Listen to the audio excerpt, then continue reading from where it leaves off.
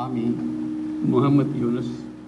মেয়াদ শেষের আগেই রাষ্ট্রপতির পদত্যাগের গুঞ্জন গণমাধ্যমে ছড়িয়ে পড়লে আলোচনার কেন্দ্রে চলে আসেন মোহাম্মদ শাহাবুদ্দিন চুপ্পু। ২৪শে গণ অভ্যুত্থানের মুখে আওয়ামী লীগ সরকার পতনের পর রাষ্ট্রপতি হিসেবে মোহাম্মদ শাহাবুদ্দিন থাকবে কিনা সে নিয়েও অন্তর্বর্তী আমল থেকেই সরগরম ছিল রাজনীতির মাঠ।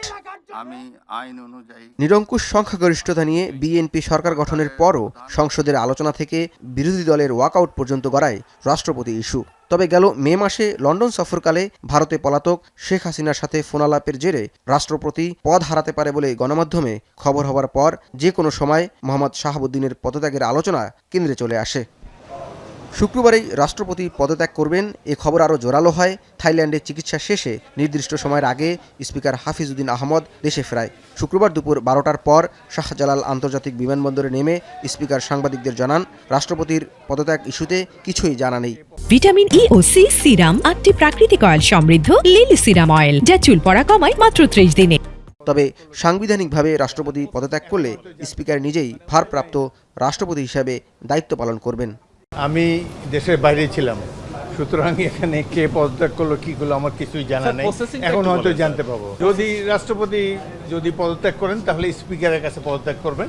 বাংলাদেশের সংবিধানে লেখা আছে যখন রাষ্ট্রপতি পদত্যাগ করে তখন অ্যাক্টিং স্পিকার হিসেবে অ্যাক্টিং রাষ্ট্রপতি হিসেবে স্পিকার দায়িত্ব পালন করেন।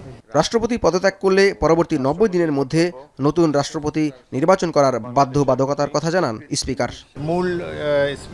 মূল রাষ্ট্রপতি নির্বাচন করে জাতীয় সংসদ, সেটা ৩ মাসের মধ্যে করতে হয়। এটা হলো সংসদের পজিশন। এদিকে সকালে বিএনপি মহাসচিব ও এলজিআরডি মন্ত্রী মির্জা ফখরুল ইসলাম আলমগীর রাষ্ট্রপতি ইস্যুতে গুজবে কান না দেওয়ার আহ্বান জানান। কথা গুজবে আমি বিশ্বাস করি না, আর পত্র পত্রিকা পড়ে তো রাজনীতির কথা বলা যাবে না, আর এটা হচ্ছে যে রাষ্ট্রপতির কথা, তো ওটা গুজব দিয়ে কিছু বলা যাবে না।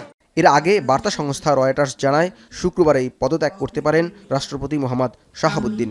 তবে পদত্যাগের বিষয়ে রাষ্ট্রপতির পক্ষ থেকে কোনো সাড়া পাওয়া যায়নি বলেও জানানো হয়েছে।